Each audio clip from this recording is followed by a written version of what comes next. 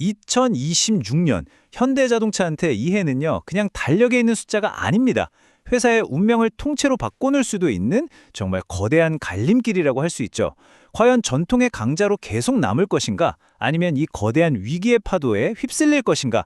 자, 오늘 저와 함께 그 기회와 위협의 아슬아슬한 웻줄 위를 한번 걸어가 보시죠. 사실 현대차의 미래는 이 질문 하나에 모든 게 달려있다고 해도 과언이 아니에요. 자동차 만드는 회사, 이 익숙한 옷을 과감하게 벗어 던지고 AI 기반의 모빌리티 기업이라는 완전히 새로운 옷으로 갈아입을 수 있느냐, 없느냐. 바로 이 거대한 도전에 대한 이야기, 지금부터 하나씩 파헤쳐 보겠습니다. 자, 일단 겉으로 보이는 성적표는 꽤 괜찮습니다. 매출이 6.3%나 늘었잖아요. 이 숫자만 딱 놓고 보면 뭐 다 순조롭게 잘 굴러가는 것처럼 보입니다. 그런데 말이죠, 진짜 이야기는 이 숫자 뒤에 숨어 있습니다.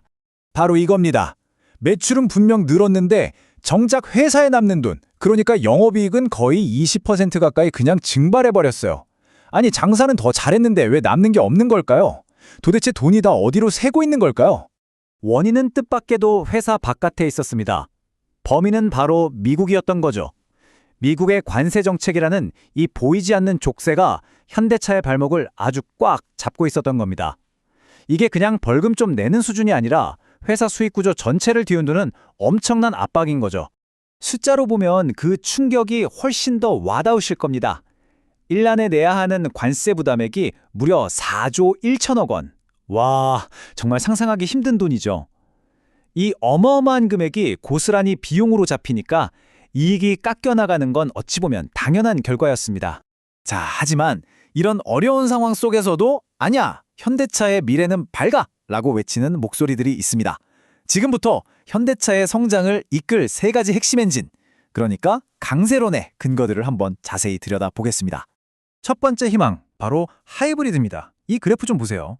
모두가 전기차 노래를 부를 때 하이브리드 판매량은 전기차의 2배를 훌쩍 넘기면서 말 그대로 폭발했습니다. 요즘 전기차 시장이 좀 춥잖아요? 그 한파를 막아주는 가장 든든한 방패막이, 그리고 회사의 현금을 착착 쌓아주는 확실한 캐시카우 역할을 바로 이 하이브리드가 해주고 있는 겁니다. 두 번째 성장 동력은 바로 SDV, 소프트웨어 중심 자동차입니다.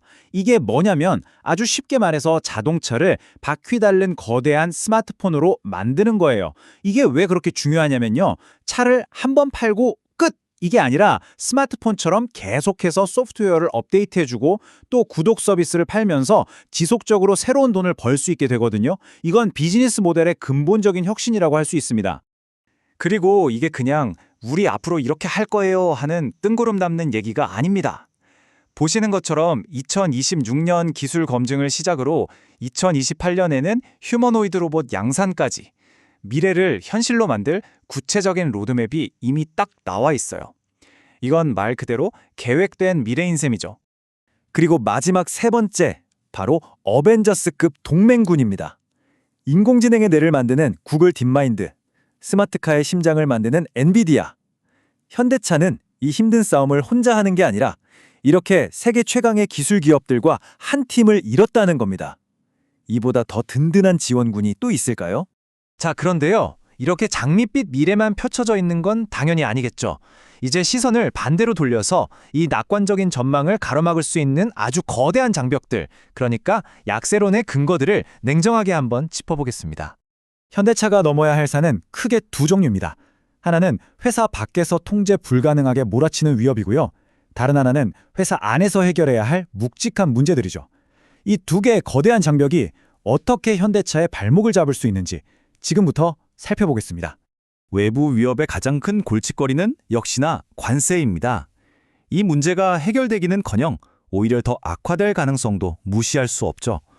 설상가상으로 전 세계 자동차 시장 자체가 거의 성장을 멈춘 상태인데 여기에 값싼 중국 차들이 무섭게 치고 들어오고 있습니다.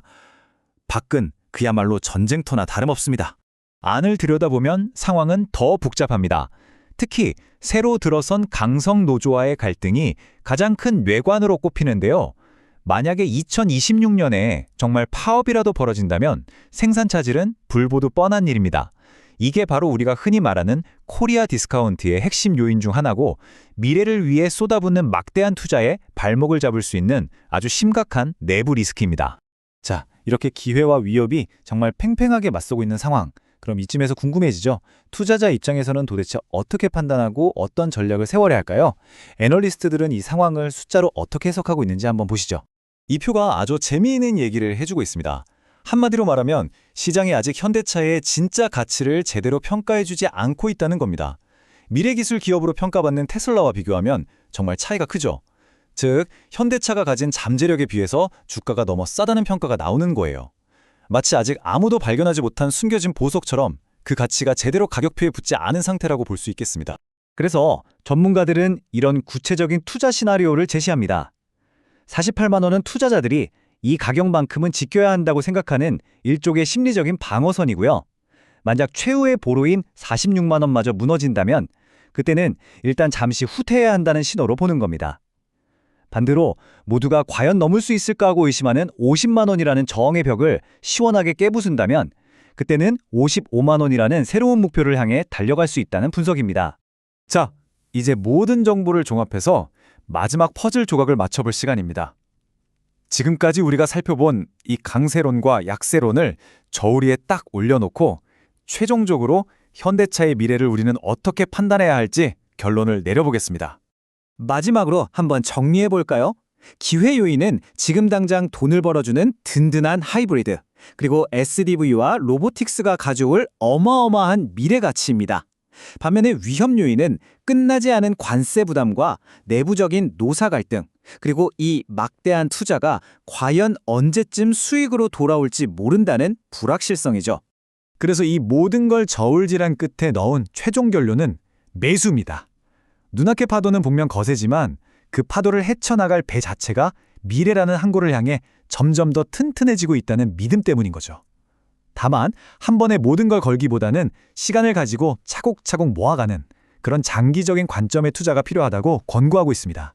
현대차는 지금 고통스럽지만 반드시 지나가야만 하는 거대한 전환의 터널을 통과하고 있습니다.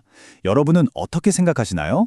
과연 이 길고 어두운 터널의 끝에서 현대차는 글로벌 모빌리티 시장의 최종 승자로 우뚝 설 수 있을까요? 그 답은 앞으로 현대차가 우리에게 어떤 모습을 보여주느냐에 달려 있을 겁니다.